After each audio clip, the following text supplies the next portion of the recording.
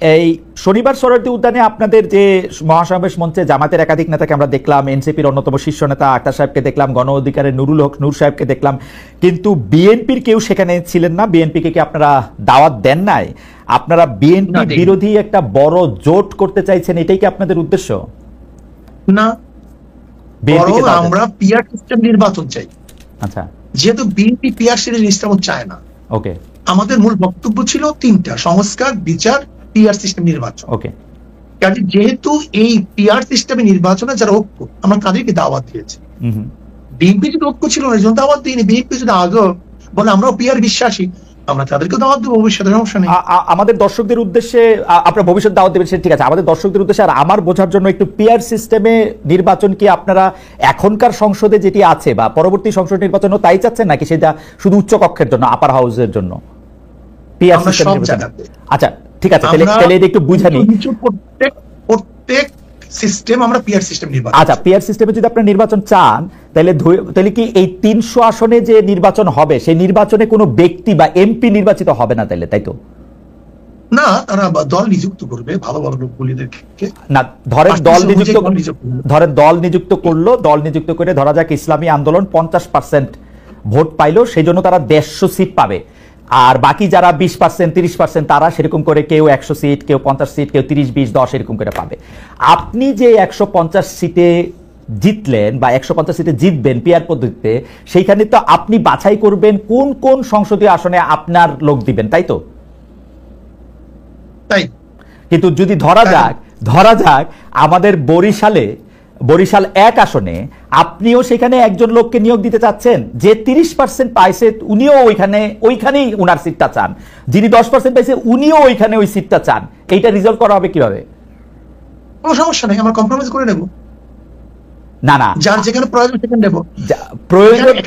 প্রয়োজন তো মূল বাধাটা আমি এটা সারাই দিই, তাহলে ব্যাপারটা বুঝবেন। জি, আসলে পিআর সিস্টেমে নির্বাচনে কোন সিটে কোন প্রার্থী, এটা বহুত বড় কথা না। পিআর সিস্টেম নির্বাচনের সংসদ যারা সদস্য হবেন তাদের মূল দায়িত্ব থাকবে সংসদে কাজ করা, আইন প্রণয়ন করা, আইনকে বাস্তবায়ন করা। তার মানে ধরেন কথার কথা, আর আমাদের যে স্থানীয় যে সরকারগুলি থাকবে সেটাকে এস্টাবলিশ করা।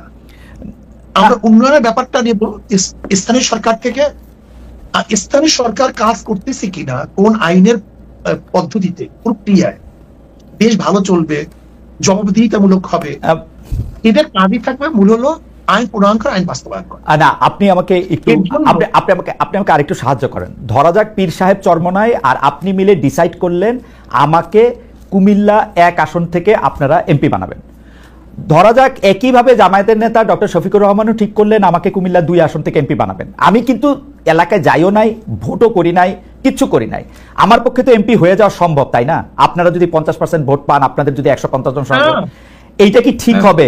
আমি কি একটা ভালো জনপ্রতিনিধি হইতে পারবো? নির্ধারণ না করি তাহলে কি হবে?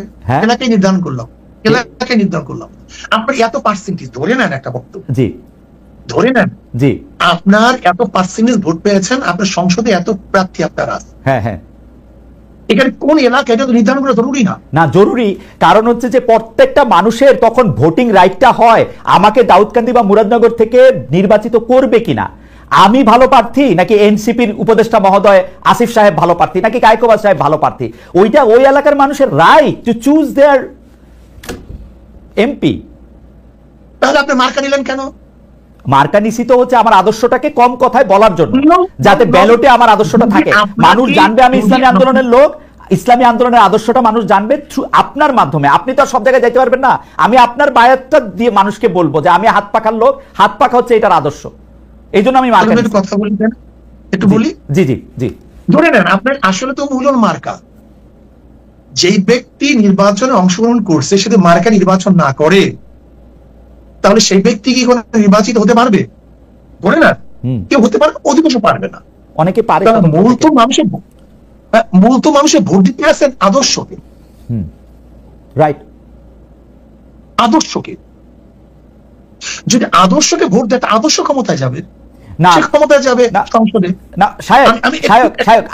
আমি একটু অল্প একটু বলি, আমি বছর 30 ধরে এই মাঠ পর্যায়ে সাংবাদিকতাটা দেখি, তো অনেক সময় কি হয় সাহেব জানেন, ধরেন আপনার আদর্শ দিয়া আপনি আমাকে হাত পাখা দিলেন, মানুষ আমাকে আগ্রহ করে নিল, কিন্তু আপনি আমাকে না দিয়ে আমার বন্ধুকে দিলেন, মানুষ হাত পাকা আদর্শে থাকলেও তাকে নিতে রাজি না, তাকে কিন্তু ফেল করায় দেয়।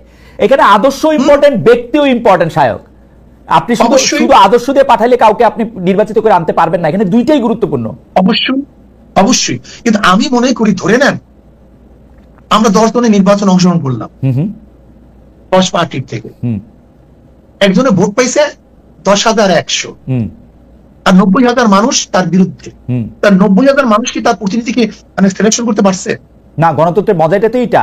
গণতন্ত্রের মজাটাই তো হচ্ছে বেশিরভাগ মানুষ যাকে পছন্দ করে সেই হচ্ছে নির্বাচিত করবে, মানে শাসন ক্ষমতায় দায়িত্ব পাবে, সেটাই তো। এখানে তো 10,000 মানুষ, আপনার 90,000 মানুষ তো আপনার বিরুদ্ধে, তার মেজরিটি হলো কিভাবে? না না, মেজরিটি হওয়ার দরকার নাই তো, বেশিরভাগ, সবচেয়ে বেশি মানুষ যেটা করবে। 10,000 মানুষ। আমরা গণতন্ত্রে সেইটা বাধ্য করতে চাই। গণতন্ত্রের অনেকগুলো পার্ট আছে, আপনি নিশ্চয়ই জানেন। গণতন্ত্রের পদ্ধতি কিন্তু একটা না, গোটা দুনিয়ার মধ্যে গণতন্ত্র ভিত্তিক নির্বাচন পদ্ধতি একটা না। না, আমি জানি একটা না, প্রচুর। আমাদের দেশে আসলে মৌলিক গণতন্ত্র ছিল, আমাদের প্রেসিডেন্ট নির্বাচন করে এখন পদ্ধতি ভিন্ন। আমার কাছে কি সায়ক, আমার কাছে কি মনে হয় জানেন, আপনি আমাকে কারেক্ট করেন ইফ আই এম রং। আমার কাছে মনে হয় যে আপনারা তড়িঘড়ি করে এই পিআর সিস্টেমের কথা বলতেছেন, পিআর সিস্টেমটার ভালো মন্দ বিবেচনা না করে, সম্ভাব্যতা বিচার না করে আপনারা পিআর সিস্টেমটা করার সময় এইটাও ভুলে গেছেন যে একটা 300টা আসনে আপনার 300টা ব্যক্তি গুরুত্বপূর্ণ। আপনি মনে করতেছেন শুধু মার্কাটা পাস করে আসলেই হবে, এরপর আপনি টেবিলে বসে 10টা লোককে আপনার ইচ্ছা মতো নিয়োগ দিবেন। This is not fair. আমাকে কথা বলতে জি জি, বলেন বলেন। দেখেন, যদি আমি বর্তমান প্রচলিত নির্বাচনের কথা বলি, সেখানেও কিন্তু মেরিট ডিমেরিট আছে। আপনার পিআর সিস্টেমে নির্বাচনে মেরিট ডিমেরিট অবশ্যই আছে, কিন্তু আমরা দেখবো মেরিট ডিমেরিটের মধ্যে কোনটার গ্রহণযোগ্যতা বেশি, কোনটার গ্রহণযোগ্যতা কম। আমার একটা ছোট্ট আবেদন, আমি জানি যে হুজুর আপনি অনেক লজিক্যাল লোক, আপনার সাথে আমি মানে তর্ক করার মানে ধৃষ্টতা ক্ষমা করবেন, কিন্তু আপনি দেখেন যে এটার মধ্যে অনেকগুলি প্র্যাকটিক্যাল প্রবলেম আছে। সেজন্য আমি বলছি আমার কিচ্ছু আসে যায় না, আমি খুব ভালো করে জানি আপনি আমাকে এমপি নমিনেশন দিবেন না, সো আমার কোনো স্বার্থ নাই। আমার চেয়ে অনেক মানে যোগ্য লোক আছে, তাদেরই দিয়েন, কিন্তু আপনি এটা দেখেন পরীক্ষা করে যে এটার মধ্যে আসলেই ঝামেলা আছে, আসলেই ঝামেলা। একটু কথা বলি, পিআর সিস্টেম নির্বাচনের দাবিটা কিন্তু আমরা এই গত 28 তারিখ করি নাই। পিআর সিস্টেম নির্বাচনের দাবিটা কিন্তু আমরা 2008 থেকে শুরু করেছি। ওকে, আর দেখেন আপনি এবং আমি যেটা তর্ক করতেছি পিআর সিস্টেম নির্বাচনে, কোনো স্বাভাবিক, প্রত্যেকের মত ভিন্ন থাকতেই পারে, এটা আমি কোনো আপসেট না, প্রত্যেকের মত ভিন্ন থাকতে পারে, বরং মত ভিন্ন থাকার মধ্যে তো মজা। কিন্তু আমি একটা কথা মনে করি, 170টা দেশের মধ্যে 91টা দেশে পিআর সিস্টেম নির্বাচন। দেখেন আমাদের দেশের প্রেক্ষাপট, এখানে নমিনেশন মানি, এখানে চোর ডাকাত বদমাশরা সে নির্বাচিত হয়, এখানে আমরা নির্বাচনে ইনভেস্ট করি না। হুজুর আমি আপনার সাথে একদম একমত, কিন্তু আপনি একটু পরীক্ষা করে দেখবেন এই 170টা দেশের মধ্যে যে 91টা দেশে পিআর সিস্টেমে ইলেকশন হয়, সে তারা পিআর সিস্টেমে ইলেক্টেড বডিটা পার্লামেন্টারি প্রসেসের কিনা তা হয়তো না। প্রেসিডেন্টের ক্ষেত্রে যেমন আমি জার্মানির কথা বলি, জার্মানির পিআর সিস্টেম কিন্তু পিআর সিস্টেম হলো এটা অসম্ভব জটিল। আমি একদিন আপনার সাথে এটা নিয়ে আলোচনা করব না, এটা পিআর সিস্টেম আসলে কিরকম। ফ্রান্সের পিআর সিস্টেমটা কিরকম সেইটা আলাদা একটা জটিল, এটা লাগাতার এরকম বললেই হবে না যে এটা পিআর সিস্টেম। হাওয়েভার আমাদের অনেকগুলি প্রসঙ্গ রয়েছে হুজুর, আপনি আমার সাথে আবেদন। খালিদ ভাই, আমি তো এর জন্যই বলেছি যে ডেমোক্রেসির পদ্ধতিটা কিন্তু গোটা দুনিয়ার মধ্যে এক, আমি সেটাই বলেছি। অ্যাবসলিউটলি। আমার শুধু আবেদন আপনি নিজে, আমার আবেদন আপনার কাছে, কারণ আপনাকে তো সবসময় পাবো না, আপনি নিজে যে পিআর সিস্টেমটার কথা আপনি বলছেন সেটা একটু পরীক্ষা করে দেখেন। আমার আর কোনো আবেদন নাই, এটা জাস্ট আমার একটা আবেদন। পরীক্ষা আমি ভালো মনে করছি, কিন্তু বক্তৃতা করেছি। আচ্ছা, পরীক্ষা আপনি অলরেডি করে ফেলছেন। আচ্ছা ঠিক আছে, থ্যাংক ইউ।